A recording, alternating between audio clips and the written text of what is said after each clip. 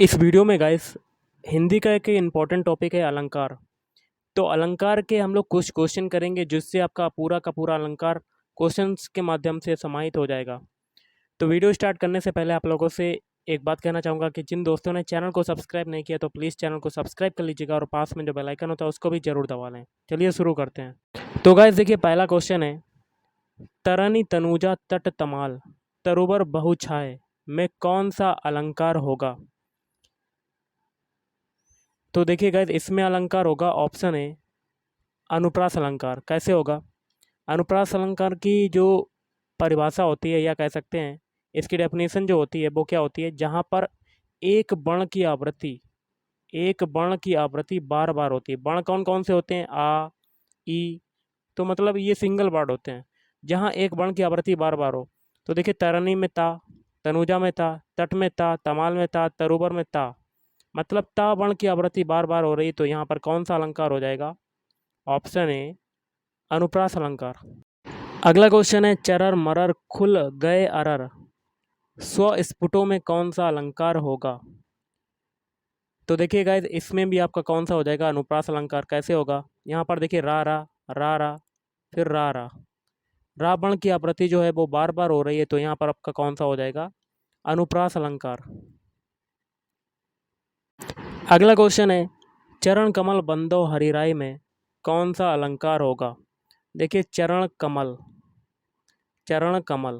और चरण कमल के बीच में आपका देखिए योजक चिन्ह लगा है, और योजक चिन्ह जो आपका लगता है वो किस में लगता है? उपमा उपमा में भी लगता है और रूपक में लगता है। लेकिन उपमा में क्या होता है, योजक चिन्ह के साथ सा सी सरिस ये शब्द आते हैं, लेकिन रूपक में केवल और केवल आपका योजक चिन्ह आता है।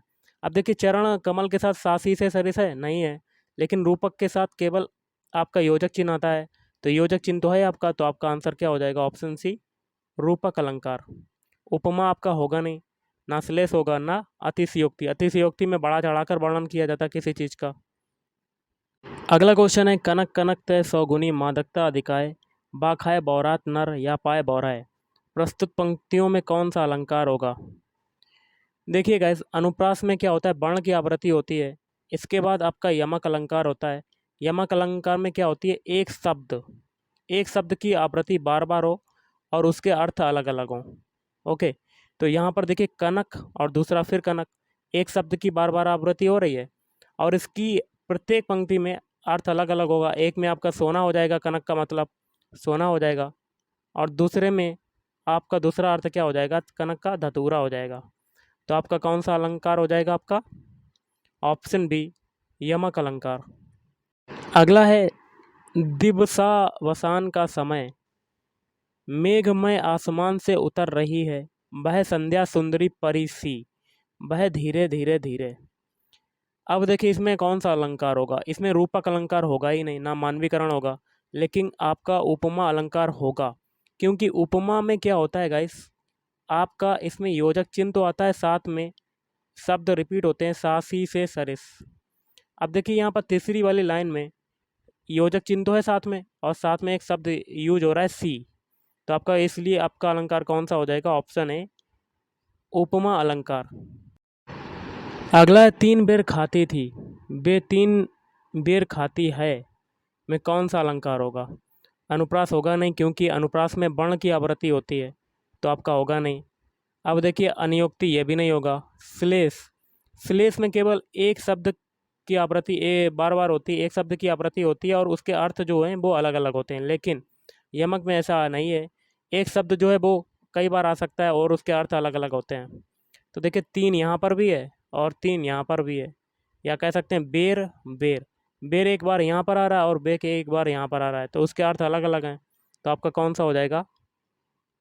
यमक अलंकार।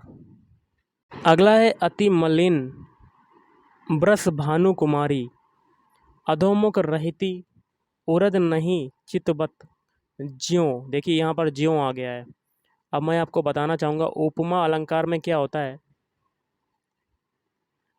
उपमा नहीं होगा यहाँ पर। देखिए ज्यों किस में आता है? देखिए उत्प्रेक्षा अलंकार में क्या होता है? उत्प्रेक्षा अलंकार में आपका मनो मानो जनो जनो मानो या ज्यों या त्यों ये शब्द रिपीट होते हैं। तो वहाँ पर उत्प्रेक्षा अलंकार होता है।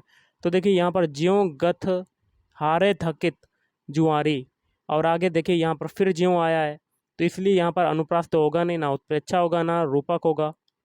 सॉरी, उत्प्रेक्षा तो आपका होगा, option B is right answer. रूपक और उपमा नहीं होगा, तो उत्प्रेक्षा आपका आंसर हो जाएगा। अगला क्वेश्चन है आपका, कबीरा सोई पीर है, जे जाने पर पीर, जे पर पीर ना जाने, सो काफिर बेपीर। प्रस्तुत पंक्तियों में कौन सा अलंकार होगा? श्लेष होगा नहीं, रूपक होगा नहीं, ना पुनरुक्ति होगा, लेकिन यमक होगा। यमक में क्या होता है, एक शब्द की आवृत्ति बार बार होती है और उसके अर्थ अलग अलग होते हैं। यहाँ पर देखिए पीर, यहाँ फिर पीर, फिर पीर।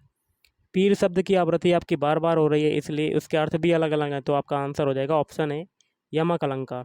अगला क्वेश्चन है, संदेशनी मधुबन कूप भरे में कौन सा अलंकार होगा? रूपक होगा नहीं, वक्रोक्ति होगा नहीं, अनियोक्ति होगा नहीं, लेकिन अतिशयोक्ति हो जाएगा, क्योंकि यहाँ पर बात को बढ़ा चढ़ाकर कहा जा रहा है। अगला है पट पीठ मानव, देखिए मानव शब्द आ गया। तड़ित रुचि सुचि नवमी जनक सुतावर में कौन सा अलंकार होगा? तो देखिए यहाँ पर हो जाएगा उत्प्रेक्षा। उत्प्रेक्षा अलंकार में आपके शब्द रिपीट होते हैं, मनहु, मानहु, जनु जानहु, ज्यों त्यों, ये सारे शब्द आपके रिपीट होते हैं उत्प्रेक्षा अलंकार में, तो आपका हो जाएगा उत्प्रेक्षा अलंकार, ऑप्शन सी। अगला क्वेश्चन है, जहाँ बिना कारण के कार्य का होना पाया जाए वहाँ कौन सा अलंकार होता है? तो वहाँ पर आपका होता है विभावना अलंकार। जहाँ उपमेय में अनेक उपमानों की संख्या होती है वहाँ कौन सा अलंकार होता है? तो ऑप्शन डी संदेह अलंकार होता है। भारत के सम भारत है में कौन सा अलंकार होगा? तो ऑप्शन बी अनन्वय। तो गाइस आज के इस वीडियो में इतना ही। अगर आपको वीडियो पसंद है, वीडियो को लाइक करें, शेयर करें और चैनल को भी सब्सक्राइब करें। Thank you.